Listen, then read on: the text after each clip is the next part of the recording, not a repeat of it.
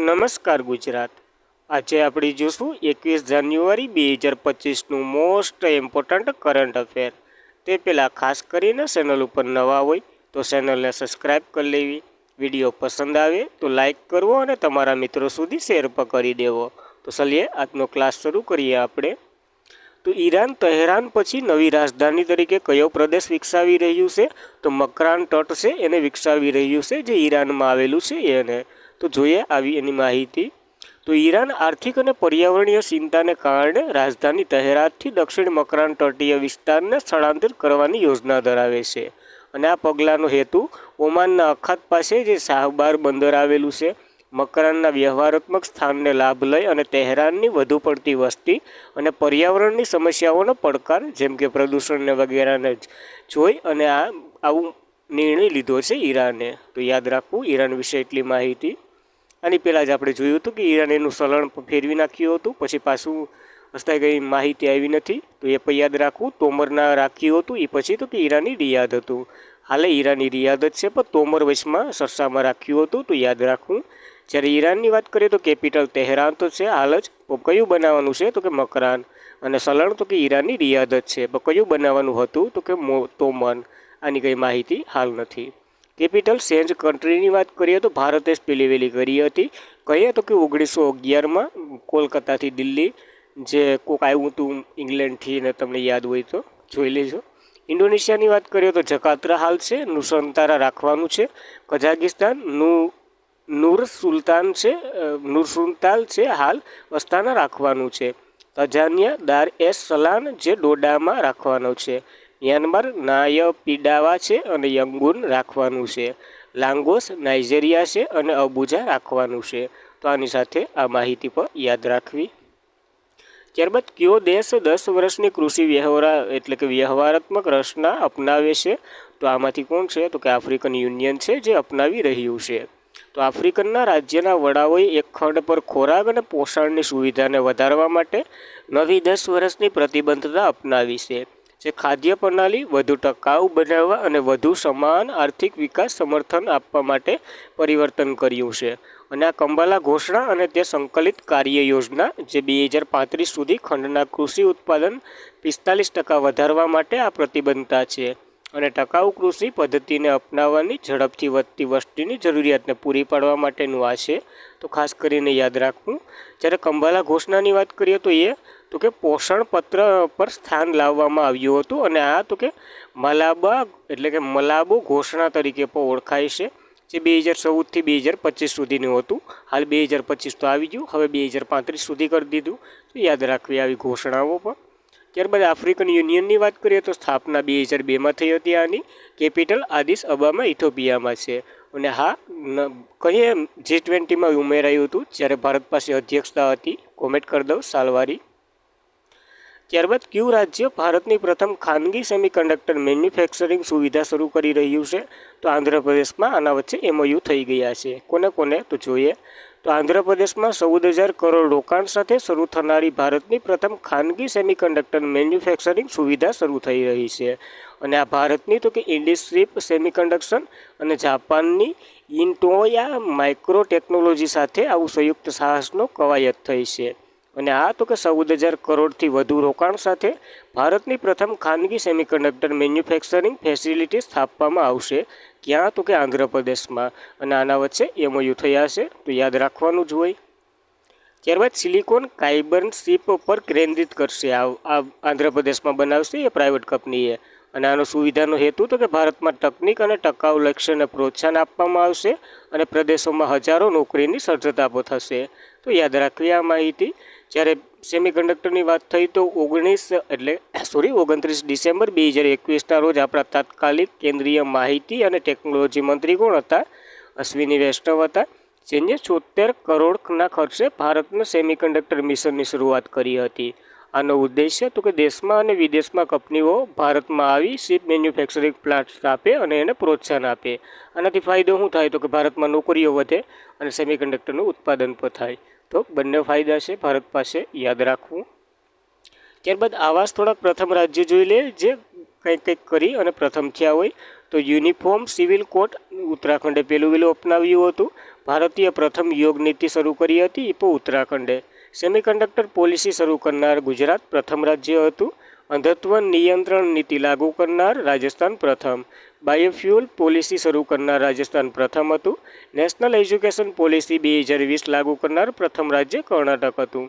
Ethanol policy ધરાવતું પ્રથમ રાજ્ય બિહાર બન્યું હતું. અને દવા નીતિને મંજૂર આપનાર પ્રથમ રાજ્ય હિમાચલ પ્રદેશ બન્યું હતું. તો આ બીજા સર્સામાં રહેલા રાજ્ય પણ યાદ રાખવાની સાથે. ત્યારબાદ આઈસીસી અંડર-19 મહિલા T20 વર્લ્ડ કપની બીજી આવૃત્તિ ક્યાં યોજાવાની છે અથવા તો શરૂ થઈ ગઈ? મલેશિયામાં યોજાવાની છે આ, અને શરૂ પણ થઈ ગઈ. તો આઈસીસી 19 મહિલા T20 વર્લ્ડ કપ 2025 મહિલા ક્રિકેટરની કેટલીક શ્રેણી જે યુવા પ્રતિભાવોને દર્શાવે હાલ મલેશિયામાં ચાલી રહ્યું છે આવું. અને અંડર-19 મહિલા T20 વર્લ્ડ કપ બીજી આવૃત્તિ જે 16 ટીમો ભાગ લઈ રહી છે, જે 18 જાન્યુઆરીથી 2 ફેબ્રુઆરી સુધી ચાલશે. અને ભારત ડિફેન્સ ચેમ્પિયન હતું પહેલી આવૃત્તિમાં, જે ભારતે ફાઇનલમાં ઇંગ્લેન્ડને હરાવી 2023માં દક્ષિણ આફ્રિકામાં પ્રારંભિક આવૃત્તિ જીતી હતી. તો પહેલી ભારતે જીતી હતી, બીજી પણ ભારત જ જીતશે, આપણે તો એવી જ આશા રાખીએ. ત્યારબાદ કયો દેશ કુંડનકુલમ રિએક્ટર જે માટે પરમાણુ રિએક્ટર જહાજ મોકલી રહ્યું છે? તો રશિયા મોકલી રહ્યું છે આ જહાજ, તો યાદ રાખવું. તો રશિયાએ તમિલનાડુના તુનેલવેલી જિલ્લામાં કુંડનકુલમ રિએક્ટર પાવર પ્લાન્ટના છઠ્ઠા યુનિયન માટે 320 ટન VVRE આનું ફૂલ ફોર્મ પણ આગળ જોઈએ છે 1000 મેગાવોલ્ટ પરમાણુ રિએક્ટર મોકલાવ્યું. અને જે રશિયાના અણુ ઉર્જા એજન્સી, કયું નામ છે રશિયાનું, જે એક કંપની બનાવી રહ્યું છે રોસાટોમ દ્વારા બનાવવામાં આવશે. આ જે તમિલનાડુમાં આવેલું છે કુંડનકુલમ ન્યુક્લિયર રિએક્ટર પાવર પ્લાન્ટ છે એમાં. તો કુંડનકુલમ પ્રોજેક્ટ 3 તબક્કામાં બનાવવામાં આવવામાં હતો, જે પ્રત્યક્ષ 1000 મેગાવોલ્ટ 2 રિએક્ટરનો સમાવેશ થાય. અને રશિયા આ પ્રોજેક્ટ માટે સમૃદ્ધ યુનિયન ઇંધણ માટે પેરિટાઇઝ હેવી વોલ્ટેજ રિએક્ટર પ્રદાન કરી રહ્યું છે. તો યાદ રાખવું, આ ત્રીજું બનાવી રહ્યું છે, કારણ કે 2 તો પહેલેથી જ કુંડનકુલમ ખાતે સ્થાપિત જ છે. ત્યારબાદ રશિયાની જે રોસાટોમ કંપની આ બનાવી રહ્યું છે, અને તેનું રિએક્ટર દબાણયુક્ત ભારે પાણી રિએક્ટર હશે. જ્યારે કુંડનકુલમ રિએક્ટર પાવર પ્લાન્ટની વાત કરીએ એ તમિલનાડુમાં છે, જેની રચના 1988માં રશિયાની સહાયથી થયું હતું. આપણને બધીને ખ્યાલ હોવો જોઈએ, રશિયા 1991 પહેલાં તો USRRની એના નામથી જ ઓળખાતું હતું, કારણ કે આખું યુનિયન હતું. તો એનું ફૂલ ફોર્મ તમારે કોમેન્ટ કરવાનું છે. હાલમાં કુલ 5 યુનિટ છે, હવે તો કે 10,000 MSનું છઠ્ઠું યુનિટ બનાવવાનું છે. તો 5 યુનિટ સ્થિર હતા, હવે છઠ્ઠું રશિયા બનાવી પોતાનો કોન્ટ્રાક્ટ પૂરો કરવાનું છે.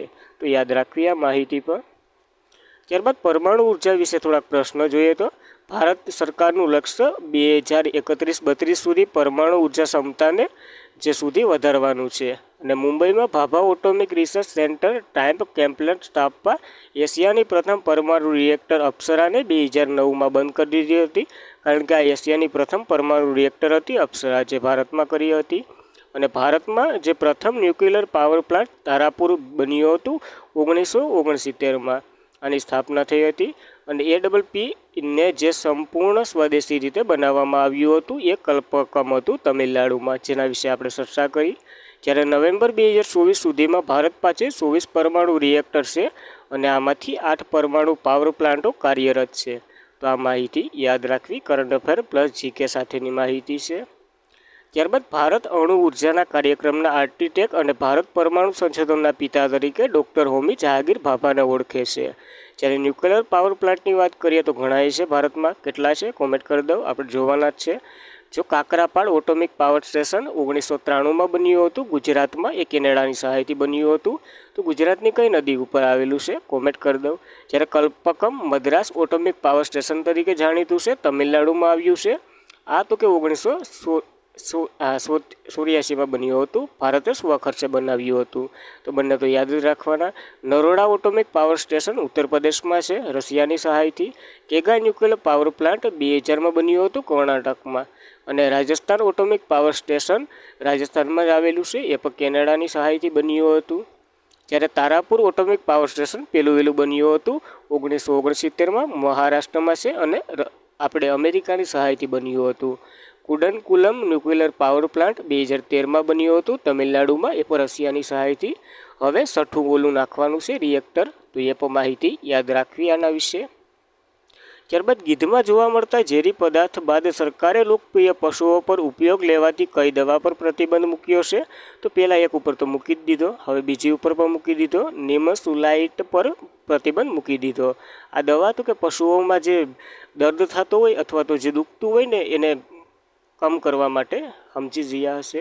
તો બરેલીના ઇજતનગરમાં ઇન્ડિયન વેટરનરી રિસર્ચ ઇન્સ્ટિટ્યુશન દ્વારા સંશોધન કર્યા પછી કેન્દ્રના તમામ નિમસુલાઇટ ફોર્મ્યુલેશનને ઉત્પાદનને વેચાણ અને વિતરણ પર પ્રતિબંધ મૂક્યો, જે સામાન્ય રીતે પાણીની પીડાનાશક તરીકે ઓળખાતું હતું. એટલે કે પાણીમાં જે ઇન્જેક્શન આપી દઈએ તો એની પીડા ઓછી થઈ જતી. તે ગીધ પર અથવા હાનિકારક હતું, કારણ કે એનાથી ગીધની કિડની ફેલ થઈ જતી, એટલા માટે હાનિકારક જ ગણાય. આની પહેલાં તો ડિક્લોફેનાક પર પ્રતિબંધ મૂકી દીધો હતો, હવે આના ઉપર પણ મૂકી દીધો, તો યાદ રાખવા બંને. અને ગીધ માટે વિશ્વનું પ્રથમ સંરક્ષણ અને સંવર્ધન કેન્દ્ર મહારાજનગઢ ઉત્તર પ્રદેશમાં બનાવી રહ્યા છે. જ્યારે આંતરરાષ્ટ્રીય ગીધ જાગૃતિ દિવસ 7 સપ્ટેમ્બરે હોય. અને ભારતમાં પ્રથમ બંદીવાન યુદ્ધ શસ્ત્રોનો જન્મ કરવામાં આવ્યો હતો આસામ ખાતે. તો આ ગીધને લગતા કરંટ અફેર પ્લસ જીકેના પણ યાદ રાખવા પ્રશ્નો. ત્યારબાદ ખોખો વર્લ્ડ કપ 2025 ભારતે કયા દેશને હરાવી ટાઇટલ જીત્યા છે? જો મેન્સ અને વિમેન્સ બંનેમાં ટાઇટલ જીત્યા છે. હરાવ્યો કોને? તો કે નેપાળને હરાવ્યો. તો ભારતીય પુરુષ અને મહિલા ટીમોએ રવિવારે નવી દિલ્હીના જે ઇન્દિરા ગાંધી ઇન્ડોર સ્ટેડિયમ નેપાળને પોતાના ફાઇનલમાં હરાવી અને ખોખો વર્લ્ડ કપ 2025ના ટાઇટલ જીતી ઇતિહાસ રચ્યો છે. જ્યારે વિમેન્સ ટીમ ઇન્ડિયાએ જીત્યું છે નેપાળને હરાવી, અને વિમેન્સ ટીમના કેપ્ટન પ્રિયંકા ઇંગલે હતા. જ્યારે મેન્સ ટીમની વાત કરીએ તો ઇન્ડિયાએ જીત્યું, નેપાળને હરાવી, કેપ્ટન પ્રતિક વાયકડ હતા. તો ખાસ કરીને આ માહિતી વિમેન્સ મેન્સ બંનેની યાદ રાખવી ખોખોની. જ્યારે ખોખોની વાત કરીએ તો એક ખોખો વર્લ્ડ કપ 2025 13થી 19 જાન્યુઆરી 2025 દરમિયાન યોજાયું હતું. પહેલી આવૃત્તિ હતી, યજમાન ભારતે કર્યું હતું. આનો માસ્કોટ તો કે તેજસ હતો અને તારા હતું. બંને હરણના કંઈક અવશેષો છે એ ટાઈપના હતા, જે વાદળી અને નારંગી રમત પોશાક પહેરેલા હતા. આમાં તો કે ભેંસ ચેમ્પિયનશિપ માટે વાદળી ટોફી અને મહિલા મેન્સ ચેમ્પિયનશિપ માટે વાદળી ટોફી અને મહિલા ચેમ્પિયનશિપ માટે લીલી ટોફી રાખવામાં આવી હતી. તો આપ યાદ રાખવી. તો કોનીએ લીલી બે ભારત જ લઈ આવ્યું, એટલે કંઈ ઉપાધિ નથી. અને બ્રાન્ડ એમ્બેસેડર સલમાન ખાનને બનાવવામાં આવ્યા હતા. તો આ પોઈન્ટો પર યાદ રાખવાની સાથે જ. ત્યારબાદ ખોખોની વાત કરીએ તો ખોખોમાં 9 ખેલાડી હોય, જાય 12 અહીંથી બસમાં ભરાઈને, પણ ત્યાં રમે 9 જ, એટલે એ પણ યાદ રાખવું. અને 56મી પુરુષ અને મહિલા રાષ્ટ્રીય ખોખો ચેમ્પિયનશિપ 2024ના વિજેતા મહારાષ્ટ્ર છે, આપણો પાડોશી રાજ્ય, તો એ પણ યાદ રાખવું આપણને. ત્યારબાદ તાજેતરમાં જ ભારતીય આર્મી અને એરફોર્સ વચ્ચે કઈ એક્સરસાઇઝ થઈ રહી છે? તો ડેવિલ સ્ટ્રાઇક એક્સરસાઇઝ થઈ રહી છે આ બંને વચ્ચે. તો ભારતીય શસ્ત્ર દળોની 16થી 19 જાન્યુઆરી સુધી ડેવિલ સ્ટાઇલ કસરત કરશે. જે તો કે ભારતીય શસ્ત્ર દળોની એક્સરસાઇઝ છે, ડેવિલ સ્ટાઇલ કરશે. એ આર્મી અને એરફોર્સ વચ્ચે સંયુક્ત પ્રયાસે થશે. આ કવાયતનું પ્રતિકૂળ પ્રદેશ અદ્યતન એરબોર્ડ ઓપરેશન અને લોજિસ્ટિક વ્યવહારાત્મક પરીક્ષણ કરવામાં આવશે, જે દળોની ઓપરેશનલ તૈયારી અને અનુકૂળતાની ક્ષમતા વધારશે. આ કોઈ પર્ટિક્યુલર એક જગ્યાનું આયોજન જ થઈ રહ્યું, ઘણા બધા પ્રદેશો સિલેક્ટ કરેલા છે, તો પ્રદેશો યાદ રાખવાની જરાય જરૂર નથી. ત્યારબાદ કયો દેશ સત્તાવાર આંકડા અને મોટા ડેટા પર UN સમિતિમાં જોડાયો છે? તો ભારત જોડાયો છે આ આંકડાઓ અને સમિતિમાં. તો ભારત UN જે committee of expert on big data and data science for official સ્ટેટિસ્ટિક્સમાં જોડાયો છે. અને આ જે વૈશ્વિક આંકડાની સમુદાયમાં દેશની વધતી જતી પ્રતિષ્ઠાને રેખાંકિત કરે, જે જાણકારી, નિર્ણય લેવા અને ડેટાના ટેકનોલોજીનો લાભ લેવા માટે પ્રતિબદ્ધ અને હાઇલાઇટ કરે છે. એમાં ભારત જોડાયો છે. ખાલી UN કમિટીની જે સમિતિ છે એમાં જોડાયો, એટલું યાદ રાખશો તો હાલશે. જ્યારે સંયુક્ત રાષ્ટ્રની વિશેષ સંસ્થાની વાત કરીએ તો તેની સ્થાપના 2014માં થઈ હતી. આ તો કે વૈશ્વિક આંકડાકીય પ્રણાલીઓને મજબૂત કરવાનો આનો ઉદ્દેશ્ય છે. આમાં હાલ તો કે 31 દેશો અને 16 આંતરરાષ્ટ્રીય સંસ્થાઓ છે.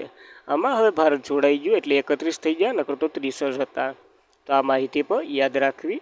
ત્યારબાદ થોડાક જોઈ લઈએ જે ગ્રુપોમાં કોઈ દેશ એડ થયું હોય. તો બ્રિક્સમાં હમણાં 9મો સભ્ય એડ થયો હતો ઇન્ડોનેશિયા. જ્યારે નેશનલ ડેરી ડેવલપમેન્ટ બોર્ડમાં તો કે અલ્જેરિયા 100મો સભ્ય બન્યો હતો નેશનલ ડેવલપમેન્ટ બેંકમાં. અને ઇન્ડિયન ASIમાં 101મો પૂર્ણ સભ્ય બન્યો હતો નેપાળ IASમાં. જ્યારે AIIBનો સૌથી નવો સભ્ય બન્યો હતો નેરુ 110મો. જ્યારે આંતરરાષ્ટ્રીય સંસદીય સંઘ જમૈકા 181મો સભ્ય બન્યો હતો. ઇન્ટરનેશનલ કોપર એસોસિએશનનો નવો સભ્ય બન્યો હતો હિન્દોલો. અને જર્મની સંયુક્ત રાષ્ટ્ર કમાન્ડનો 18મો સભ્ય બન્યો હતો. તો આવા નવા સભ્ય પણ યાદ રાખવાની સાથે જ ત્યારબાદ લાસ્ટ્રો એન્ડ ટુબ્રોએ ભારતની નૌકા માટે બીજું બહુહેતુક જહાજ લોન્ચ કર્યું છે. આનું નામ તો કે ઉત્કર્ષ છે. તો ખાસ કરીને યાદ રાખવું આ નામ પર. તો લાસ્ટ એન્ડ ટુબ્રોએ ભારતીય જે નૌકાદળ માટે બીજું બહુહેતુક જહાજ લોન્ચ કર્યું. આ તો કે ઇન્ફ્રાસ્ટ્રક્ચર ક્ષેત્રની આગ્રણીય લાસ્ટ એન્ડ ટુબ્રો કંપની ભારતીય નૌકાદળ માટે બીજું બહુહેતુક જહાજ ચેન્નાઈ નજીક કટ્ટુપલ્લી શિપયાર્ડ ખાતે લોન્ચ કર્યું.